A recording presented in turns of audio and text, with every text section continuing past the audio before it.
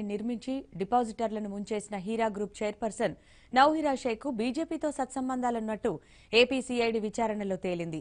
గతంలో నౌహీరా కార్యక్రమాలకు సుష్మా స్వరాజ్ హాజరైనట్లు, బెంగళూరులో మోదీ హోర్డింగ్లను హీరా ఏర్పాటు చేసినట్టు గుర్తించారు. అంతేకాదు, కర్ణాటక ఎన్నికల్లో బీజేపీకి లబ్ధి చేకూర్చే ప్రయత్నంలో భాగంగానే ఆమె కొత్త పార్టీ స్థాపించి పోటీకి దిగినట్లు భావిస్తున్నారు.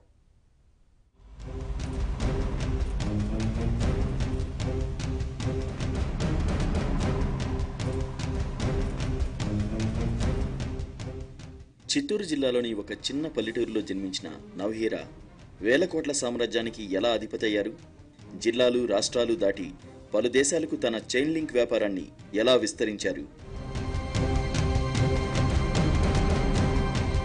ఎన్ఫోర్స్మెంట్ అధికారులను సైతం షేక్ చేస్తోన్న హీరా గ్రూప్ సంస్థల అధినేత నౌహీరా షేక్కు బీజేపీ పెద్దల అండదండలు పుష్కలంగా ఉన్నట్లు తెలుస్తోంది.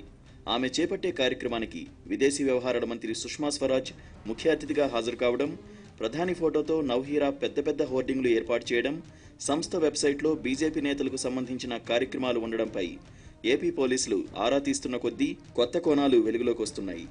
గొలుసుకట్ల పథకం పేరుతో వందల కోట్ల రూపాయలు స్వాహా చేశారన్న ఆరోపణలపై తెలుగు రాష్ట్రాల్లో ఇప్పటికే ఆమెపై కేసులు నమోదయ్యాయి. హైదరాబాద్ సీసీఎస్ పోలీసుల విచారణలో విదేశీ మారకద్రవ్య నిబంధనల్ని ఉల్లంఘించిన విషయాలు వెలుగులోకి రాగా, ఆంధ్రప్రదేశ్ సిఐడి పోలీసుల దర్యాప్తులో బీజేపీ నేతలతో హీరా గ్రూప్ సంస్థల చైర్పర్సన్కున్న సత్సంబంధాలు వెలుగులోకి వస్తున్నాయి.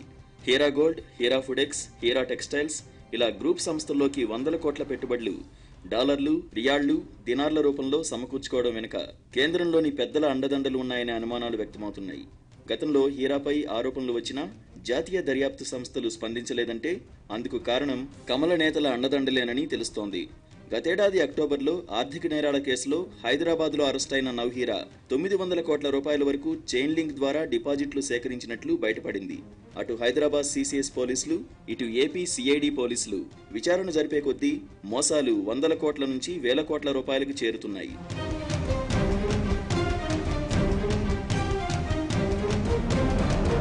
చిత్తూరు జిల్లా పులిచెర్ల మండలంలోని కల్లూరులో నిరుపేద కుటుంబంలో జన్మించిన నౌహీరా వేల కోట్ల రూపాయలు ఎలా సేకరించగలిగారనే దానిపై ఆరా తీసిన పోలీసులకు విస్తుపోయే నిజాలు తెలుస్తున్నాయి. మదర్సాలో విద్యాభ్యాసం చేసిన ఆమె పీలేరు సమీపంలోని వాల్మీకిపురంలో ఒక మండి కూలీని పెళ్లి చేసుకుని ముందు హైదరాబాద్కు, ఆ తర్వాత ముంబైకి మకాం మార్చింది. అక్కడ ధనవంతుల పిల్లలకు తాను మదర్సాలో నేర్చుకున్న విద్యను బోధించారు. అప్పుడు సమకూరిన డబ్బుతో తిరుపతికి వచ్చి మదర్సా ఏర్పాటు చేసి విదేశీ నిధులు సేకరించడం మొదలుపెట్టారు. అలా మొదలైన చైన్ లింక్ వ్యాపారంతో మధ్యతరగతిని టార్గెట్ చేసి ₹1,00,000 వరకు డిపాజిట్లు సేకరించారు. ఆఫ్రికా వెళ్లి బంగారం ట్రేడింగ్ మొదలుపెట్టి నెలకు ₹1,00,000కు 2,700 నుంచి 3,500 రూపాయల వరకు అకౌంట్లలో డిపాజిట్ చేయడంతో బడాబాబులు సైతం ఆకర్షితులయ్యారు. ఏకంగా 2 కోట్ల రూపాయల వరకు పెట్టుబడులు పెట్టడంతో హీరా సామ్రాజ్యం వేల కోట్లకు ఎగబాకింది. అలా మన దేశంలోనే కాకుండా బయట నుంచి సేకరించిన సొమ్మే 5,000 కోట్ల రూపాయలకు పైగా ఉన్నట్లు హైదరాబాద్ సీసీఎస్, ఏపీ సిఐడితో పాటు ఎన్ఐఏ అధికారులు కూడా ఆధారాలు సేకరించినట్లు తెలిసింది. అమెరికా నుంచి 45 కోట్ల రూపాయల వరకు సేకరించిన హీరా యూఏఈ నుంచి ఏకంగా 2,300 కోట్ల రూపాయలు సేకరించినట్లు కంపెనీ నుంచి స్వాధీనం చేసుకున్న కంప్యూటర్ల హార్డ్ డిస్కుల పరిశీలనలో తేలినట్లు సమాచారం. సౌదీ రియాళ్లు 700 కోట్లు, కువైట్ దినార్లు 2,000 కోట్లు, మొత్తం 5,650 కోట్ల వరకు హీరా సామ్రాజ్యం విస్తరించినట్లు తెలుగు రాష్ట్రాల పోలీసులకు ఆధారాలు లభించినట్లు తెలిసింది.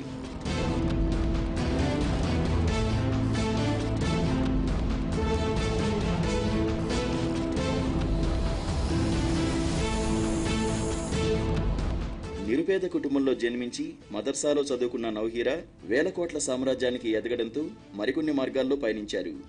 ఏడాదిన్నర క్రితం షార్జాలో T20 క్రికెట్ లీగ్ నిర్వహించిన ఆమె ఆ తర్వాత రాజ్యాధికారం వైపు మొగ్గు చూపారు. విమెన్ ఎంపవర్మెంట్ పార్టీ పేరుతో తానే ఏకంగా ఒక రాజకీయ పార్టీ స్థాపించారు. కర్ణాటక ఎన్నికల్లో అభ్యర్థులను బరిలోకి దించి 0.2% ఓట్లు సాధించారు. ఇంత మాత్రానికి ఎన్నికల బరిలో దిగడం దేనికి అనే అనుమానాలు అప్పట్లో వ్యక్తమయ్యాయి. ముస్లింల ఓట్లు కాంగ్రెస్కు గంపగుత్తగా పడకుండా కొంత శాతమైనా చీల్చి బీజేపీ విజయానికి దోహదపడేందుకే ఈ పని చేసినట్లు తెలుస్తోంది. బయటకు తనకు బీజేపీతో సంబంధం లేదని ఆమె చెబుతున్నా ఫేస్బుక్, ఇన్స్టాగ్రామ్, ఇతర వెబ్సైట్లలో మాత్రం బీజేపీ నేతల ఫోటోలే దర్శనమిస్తున్నాయి.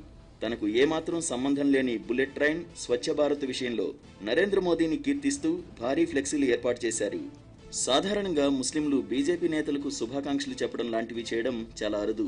కానీ నవహీరా మాత్రం భారీ ఫ్లెక్సీలే ఏర్పాటు చేయడం వెనుక కమలనాథులతో సఖ్యతను తెలియజేస్తోంది.